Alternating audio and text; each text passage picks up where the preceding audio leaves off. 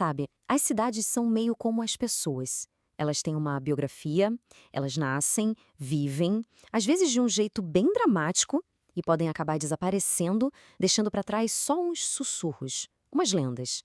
Hoje a gente vai contar a história de uma dessas cidades, desde o seu nascimento bem humilde, passando pelo seu momento de glória, a queda trágica e finalmente sua redescoberta séculos e séculos depois. E tudo começa aqui, com um mistério. Olha só pra isso. Parece só, sei lá, um morro de terra, né? No meio do nada. Mas a verdade é que isso aqui é um portal pro passado. Esse monte de terra, que os especialistas chamam de Tel, guarda as ruínas de uma civilização inteira, camada por camada. Pois é, vamos mergulhar nessa história. Então, a gente está num lugar chamado Tel Deir Alla, lá na Jordânia, bem pertinho do Rio Jordão. Hoje é um sítio arqueológico, um lugar calmo, mas milhares de anos atrás, isso aqui era uma cidade cheia de vida. É aqui que a nossa história começa e, de certa forma, é aqui que ela termina também. Para a gente entender de verdade essa cidade, a gente precisa voltar lá atrás, na origem de tudo. E o próprio nome dela já dá a primeira pista sobre como tudo começou, de um jeito bem simples. O nome da cidade, Sukkot, vem de uma palavra em hebraico que significa cabanas ou abrigos. Isso já conta uma história, né?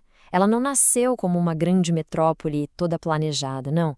Foi algo muito mais simples, um refúgio temporário. Tudo começa lá por volta de 2000 a.C. com o patriarca Jacó, que montou um acampamento ali. Mas o que era para ser só um abrigo para a família não ficou assim por muito tempo. Com o passar dos séculos, o lugar começou a atrair pastores, agricultores, mercadores cananeus, e Sucote foi se transformando numa cidade de verdade. Daí, um tempo depois, por volta de 1400 a.C., os israelitas chegaram, conquistaram a cidade e ela passou a fazer parte do território deles. Só que a história de Sukkot não é só sobre crescimento tranquilo, não. Longe disso. Séculos depois, a cidade passou por um teste de fogo, um momento que ia marcar a reputação dela para sempre. Um momento de conflito que exigiu uma decisão moral bem complicada. Imagina a cena. O juiz Gideão e seu exército estão completamente exaustos, morrendo de fome.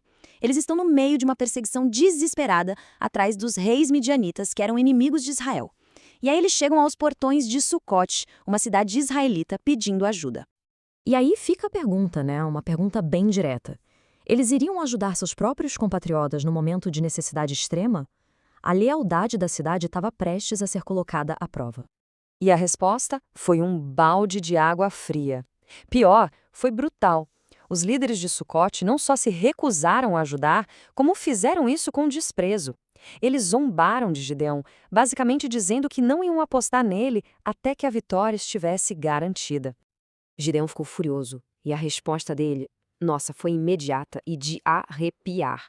Ele fez uma promessa ali na hora, uma promessa sombria de que ele voltaria e, quando voltasse, a cidade ia pagar muito caro por essa traição. Dá para sentir a tensão no ar. E ele não estava brincando, não. Gideão cumpriu a promessa ponto por ponto.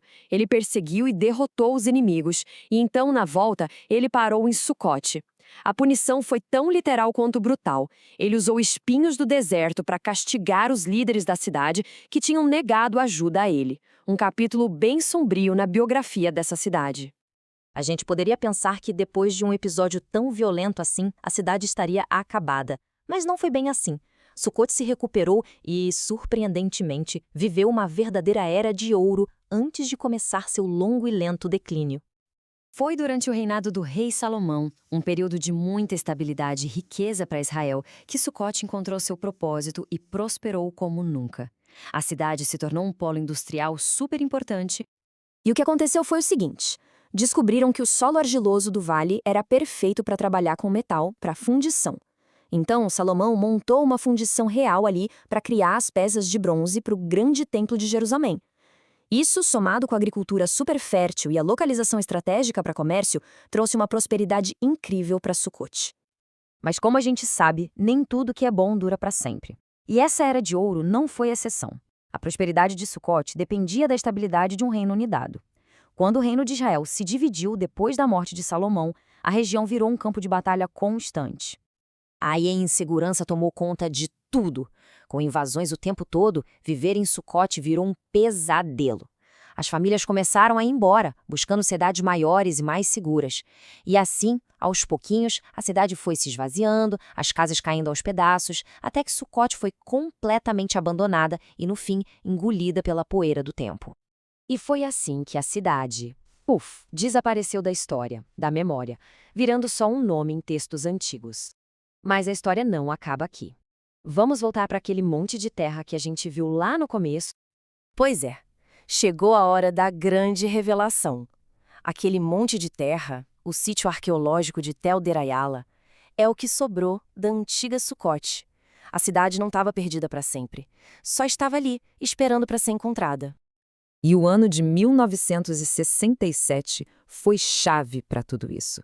Foi o momento da virada, quando uma descoberta arqueológica mudou completamente o jogo e confirmou a importância histórica gigantesca daquele lugar. As escavações começaram e, nossa, o que eles acharam foi um verdadeiro tesouro histórico. O achado mais famoso é a tal da inscrição de Der Allah, um texto muito antigo que menciona o profeta Balaão. Mas não foi só isso, não. Encontraram ruínas de um templo, de uma fortaleza e vários artefatos que confirmam o papel da cidade como centro de metalurgia. O ponto principal é esse: a arqueologia estava dando vida e validando as histórias antigas.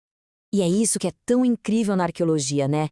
Ela pega aquelas histórias que foram passadas de geração em geração, que às vezes parecem lendas, e traz para o mundo real, para o mundo físico. As ruínas de Sucote não são só pedras, são a prova de uma história real, de pessoas reais. A redescoberta de Sucote deixa a gente com uma pulga atrás da orelha, uma pergunta fascinante. Se uma cidade inteira pôde ficar escondida debaixo de um morro de terra por milênios, o que mais será que está por aí? Quantos outros capítulos da história humana ainda estão enterrados debaixo dos nossos pés, só esperando o momento certo para serem revelados?